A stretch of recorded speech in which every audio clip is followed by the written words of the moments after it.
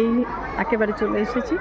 কীভাবে এলাম ডিটেলস বিবরণ অবশ্যই বলবো, আগে টোটাল ভিডিওটা দেখিয়ে নিই।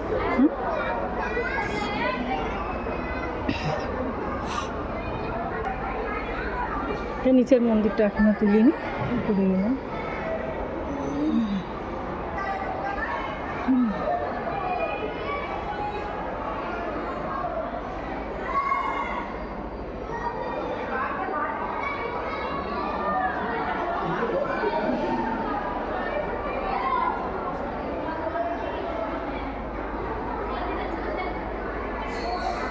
মন্দিরের ভেতরের গেট বন্ধ, মণ্ডপের নিচে খোলা আছে।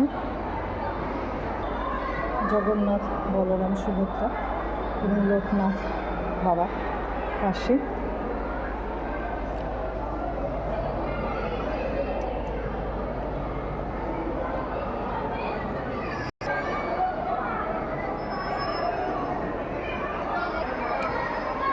আমি বারাসাত থেকে এসেছি।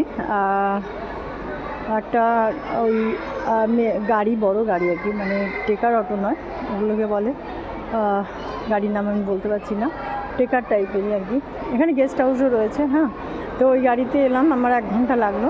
তো আপনারা যদি কলকাতা, হাওড়া ইত্যাদি বা শিয়ালদা থেকে আসতে চান, শিয়ালদা থেকে বারাসাতে এসে নামবেন, বারাসাত থেকে এবার এই গাড়িতে করে চলে আসতে পারবেন। আর গেস্ট হাউস রয়েছে। আর ইঞ্চটা আমি যাই, জিনিসটা দেখায়, প্রসাদ খেলাম, কিন্তু প্রসাদের ভিডিও নিতে পারিনি। তার কারণ হচ্ছে এত জোর খিদে পেয়ে গিয়েছিল, তো আর কিছু করার শক্তি ছিল না। দিকের গেট বন্ধ, আবার উপরে যাচ্ছি, উপর থেকে নামবো ওই সাইডে। এত জোর খিদে পেয়ে গিয়েছিলো যে প্রসাদের কিছু ডিটেলস আপনাদের বিবরণ দিতে পারলাম না। তবে 80 টাকা টিকিট, যেহেতু টিকিটের টাইম আমাদের ওভার হয়ে গিয়েছিল, তো সেই জন্য ভেতরের টিকিটের টাকা মানে কুপন দেয়নি, কিন্তু টিকিট দিয়েছে। ওই উপর থেকে নিচটা দেখাই।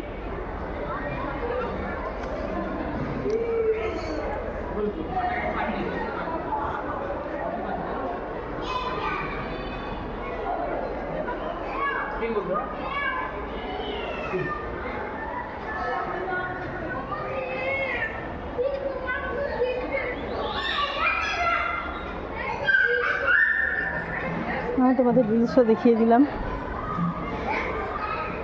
ওরা রিলস করছে, রিলসও দেখিয়ে দিলাম।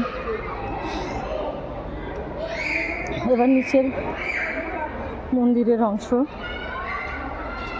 দেখাই। নিচের মন্দিরের টোটাল ভিউটা এরকম। জয় লোকনাথ বাবা কি জয়। চাকলাধাম, ওনার জন্মস্থান চাকলাধাম। তো এর একটা ইতিহাস আছে, চাকলা মন্দিরের একটা ইতিহাস আছে, আমি শুনেছি, কিন্তু এভাবে বলা ঠিক হবে কি জানি না, তাই জন্য আমি বলছি না। ইনবক্সে আমি বলতে পারি যদি কেউ জানার আগ্রহ থাকে। আর কমেন্টে বলবেন অবশ্যই কেমন লাগছে। আমি প্রথম এলাম চাকলাধাম, আপনারা কতদিন এসেছেন চাকলাধামে কমেন্ট করে বলবেন, এবং এই চাকলাধামটা একটু শেয়ার করে দেবেন। কচু আজকে যেতে পারছি না, আবার অন্যদিন ট্রাই করব।